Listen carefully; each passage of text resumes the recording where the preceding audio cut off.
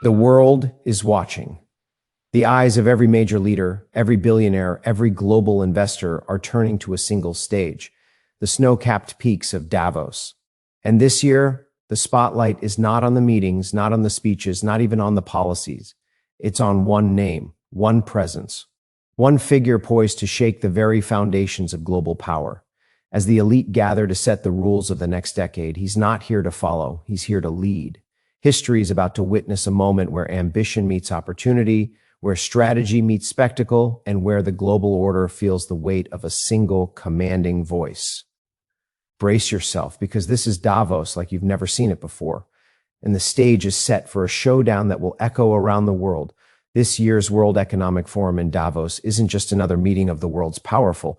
It's a statement of scale, intensity, and global engagement as we've never seen before.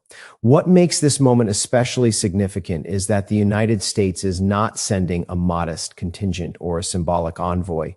Instead, it is leading the largest U.S. delegation in the history of the forum, a clear signal that the world's most influential economy is stepping into the arena with full force. The delegation accompanying the president includes multiple cabinet secretaries, senior advisors, and high-level officials, underscoring the weight America is placing on these discussions. At its core, Davos is more than just an elite networking event. It's where the axes of global policy, economic strategy, and technological innovation intersect. This year's gathering is set to bring together nearly 3,000 leaders from over 130 countries, including 850 CEOs of the world's largest companies and a record number of heads of state and government. Leading this unprecedented delegation sends a simple yet powerful message. The United States intends not to observe, but to shape the conversations that will define the next decade of global cooperation. It represents a recalibration of influence in an environment where economic leadership is inseparable from geopolitical stability. By bringing a robust American presence to Davos, the U.S. isn't merely participating. It's asserting its role at the center of global economic and strategic decision-making. This moment also reflects the broader context in which Davos operates. The forum's theme this year, a spirit of dialogue, highlights a recognition that the world's greatest challenges, from geopolitical tensions and trade disputes to technological disruption and economic inequality, cannot be addressed in isolation. Leaders from government, business, and civil society are converging here precisely because the complexity of today's global landscape demands coordinated action. Having a record delegation from the United States amplifies the potential for meaningful dialogue that leads to concrete outcomes, not just speeches and handshake photos. Moreover, the prominence of American leadership at Davos this year reinforces a broader strategic narrative about influence and competitiveness. With top executives from the tech, finance, and industrial sectors present, the forum is also a marketplace of ideas and of capital flows. The United States' voice in these discussions carries weight not only because of political might, but because of its economic dynamism. Strengthening bonds with corporate leaders, aligning on investment priorities, and communicating clear policy directions can drive confidence across markets and national economies alike. This isn't about ego or symbolism. It's about purposeful engagement. By leading the largest delegation ever at Davos, the United States is demonstrating strategic clarity, that it understands the importance of being at the table where global futures are debated and decisions are shaped. The world is watching. And in a time of swift change, having a commanding presence at a summit of this stature is not just significant, it's essential. This year's Davos agenda doesn't read like the leftover bullet points of a business brochure. It reads like a strategic blueprint for the next decade of global affairs.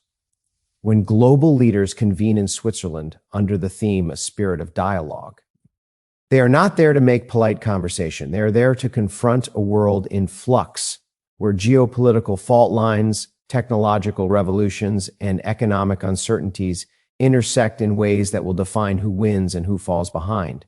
At the heart of this gathering are practical, solutions-oriented priorities, not abstract ideals. The forum isn't merely about talking, it's about charting actionable pathways for cooperation in a world marked by division and disruption. Right now, the questions being raised in Davos go far beyond the usual economic forecasts. Leaders are wrestling with the reality of a more contested geopolitical landscape, where traditional alliances and multilateral norms are under stress and new power centers are emerging. Wars in Ukraine and Gaza, tensions in Latin America, shifts in Middle Eastern diplomacy, all of these flashpoints are drawing attention because they shape not just regional stability, but global markets, supply chains, and investor confidence. In a world where cooperation can't be taken for granted, the emphasis on dialogue isn't ceremonial, it's strategic. On top of geopolitical risks, the forum is grappling with how innovation reshapes the economy and society. Artificial intelligence, once a niche topic discussed in specialist circles, now dominates the discourse because its economic and social impacts are profound. AI is projected to add trillions of dollars to global GDP if harnessed responsibly, yet it also raises urgent questions about governance, ethics, employment, and inequality. Leaders at Davos are not just asking whether AI can drive growth. They're debating how to govern it so that it strengthens societies instead of fragmenting them. But this is not technology for technology's sake. The forum's agenda makes it clear that innovation must be deployed at scale and responsibly. From energy systems and biotech to quantum computing and digital infrastructure, the discussion centers on how to translate breakthroughs into widespread benefits without ignoring risks. It's a recognition that the future will be shaped not just by breakthroughs in laboratories, but by how governments, businesses, and civil society coordinate to scale and regulate them. Another core focus is on people and prosperity. As automation and digitalization accelerate, the skills gap widens and workforce resilience becomes a central concern. The forum is directing attention to job creation, reskilling programs, and human capital development, because economic growth that bypasses people is not growth at all. This emphasis recognizes that long-term competitiveness depends on forging a workforce equipped for the jobs of tomorrow, not just the technologies of tomorrow. Finally, sustainability isn't a side note, it's integral to the agenda. Discussions on climate risks, resource management, and prosperity within planetary boundaries reflect an understanding that economic resilience and environmental health are inseparable. Challenge isn't choosing between growth and sustainability. It's finding the strategic intersection where they reinforce each other. In sum, the Davos platform this year is about realigning global priorities around cooperation, innovation, resilience, and inclusive growth. It recognizes that today's challenges demand more than rhetoric. They demand coordinated, pragmatic action. That's why this forum matters, because the decisions and dialogues taking place here will echo around the world as nations and markets navigate uncertainty, competition, and opportunity in the years ahead. This year's World Economic Forum in Davos is set against a backdrop of everybody watching, everybody listening, and everybody calculating what comes next.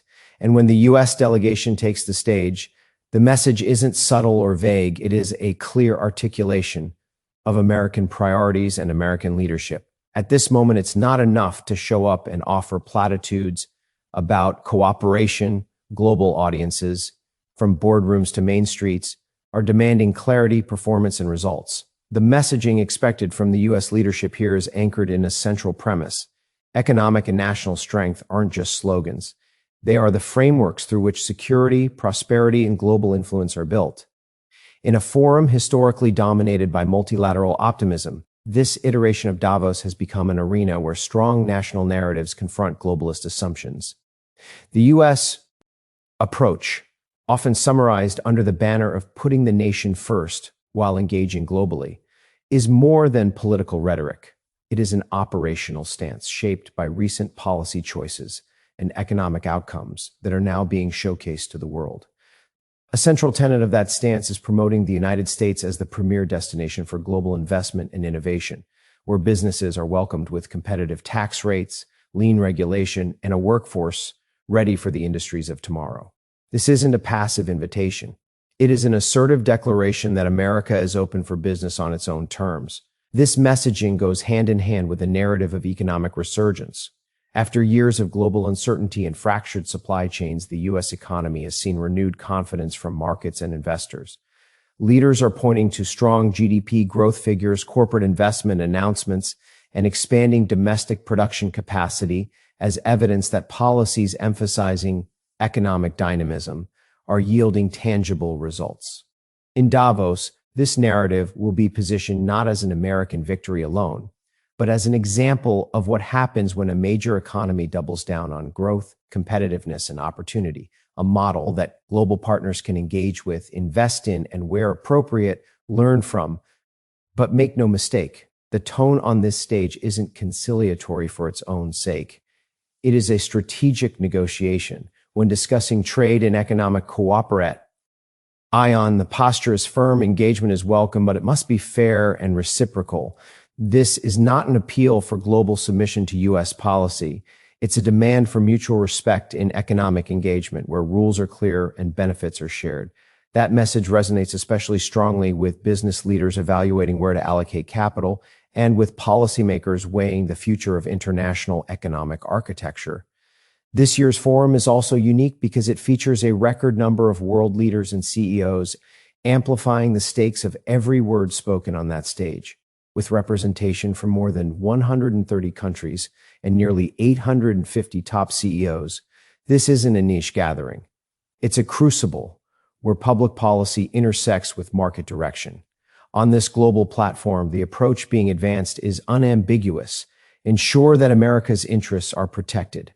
Ensure that American prosperity is unmistakable, and ensure that international cooperation is grounded in practical, measurable outcomes rather than abstract ideals. In essence, the approach is about unapologetic leadership. It projects confidence in American economic fundamentals, insists on fairness in global engagement, and reframes national strength as a foundation for productive global interaction. In a world of multiplying challenges, that's not just a posture, it's a strategic imperative. When global leaders gather at Davos, they are not simply exchanging pleasantries, they are competing for capital, influence, and strategic advantage. At the heart of this year's forum is one unmistakable truth.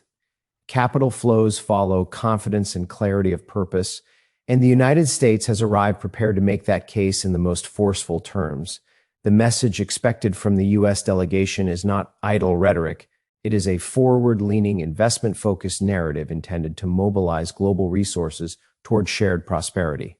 The participants in Davos this year include an unprecedented mix of governments, business leaders, and innovators. Close to 3,000 participants from more than 130 countries, including nearly 850 top CEOs, creating a rare convergence of decision-makers with the ability to influence both markets and policy agendas. In this setting, the U.S. approach emphasizes an economy that is competitive, resilient, and attractive for long-term investment. The narrative being projected is simple but powerful. The United States offers a stable, dynamic environment for global capital to thrive. This includes policy frameworks that aim to reduce regulatory uncertainty, enhance productivity, and encourage private sector engagement in critical areas such as advanced manufacturing, digital infrastructure, and emerging technologies. By articulating a vision where investment in the United States is not just welcome but smart, the U.S. delegation is signaling that its economic policies are designed with predictability and opportunity in mind, key factors that institutional investors and CEOs weigh when allocating capital on a global scale. This narrative also aligns with broader conversations taking place on the Davos stage about unlocking growth and harnessing innovation responsibly. The forum's agenda includes themes such as deploying innovation at scale, unlocking new sources of economic expansion, and investing in people. All topics that resonate deeply with investors seeking both returns and impact. The strategic framing of these discussions underscores that future prosperity will be built not only on ideas, but on capital's willingness to back those ideas. When the U.S. delegation speaks of creating environments conducive to innovation and equitable growth, it is speaking directly to the core interests of global capital, where money moves, influence follows.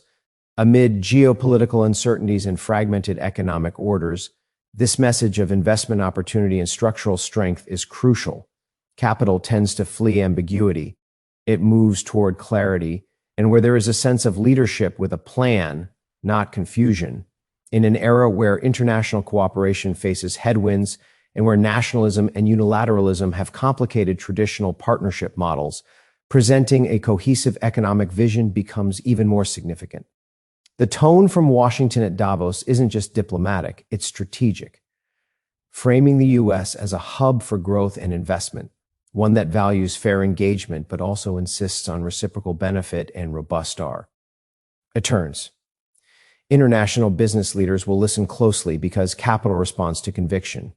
CEOs and institutional investors are not merely observers in Davos, they are actors with portfolios tied directly to policy signals and economic narratives emanating from leading nations. By highlighting the United States as an investment destination anchored in reliability, strong fundamentals, and a clear economic direction, the U.S. delegation is effectively positioning itself at the center of where the next wave of global capital intends to flow. The outcome of these discussions and the confidence they inspire will echo far beyond the Alpine Summit, influencing decisions in boardrooms and investment committees around the world. This year's World Economic Forum in Davos has transformed from an exclusive discussion forum into a crucible where the world's most consequential leaders meet at a moment of extraordinary global inversion and volatility. The scale and diversity of attendance alone speak volumes, with close to 3,000 cross-sector leaders from over 130 countries, including approximately 65 heads of state and government and 6 of the G7 leaders. This is one of the most geopolitically significant gatherings in recent memory. What is remarkable about this convergence is not simply the numbers, but the stakes attached to every handshake, every bilateral discussion, and every plenary session. These leaders are not here to indulge in ceremonial diplomacy or abstract debates. They are here to navigate an increasingly fragmented world in which global cooperation is both more difficult and more necessary than ever. Against this backdrop, the sheer presence of a record assembly of statesmen and stateswomen underscores that the balance of global power, economic direction, and strategic alliances is being tested and recalibrated on this stage. For participating nations, including major powers and rising economies alike, Davos represents a rare opportunity to shape the narratives that will influence the next decade. This is where political mandates meet economic imperatives, and where the rhetoric of national interest collides with the practicalities of global interdependence. Leaders come prepared not only to defend their country's position, but also to forge coalitions, address existential risks, such as technological disruption, economic inequality, and geopolitical conflict, and to frame their domestic policy agendas within a broader international context. The presence of this unprecedented mix of global leaders transforms Davos from a symbolic venue into a strategic forum where policy agendas are tested against international reaction and feasibility. When figures such as presidents, prime ministers, and top ministers share a platform, it accelerates the pace at which agreements are examined, partnerships are contemplated, and mutual understandings are formed. It elevates the forum from a place of thought leadership to one of pragmatic policymaking and real-world negotiation. Moreover, attending world leaders understand that visibility here translates into geopolitical momentum back home. Whether it's advancing trade deals, strengthening alliances, or demonstrating diplomatic influence, participating at Davos is not an exercise in symbolism. It is a strategic maneuver in global statecraft.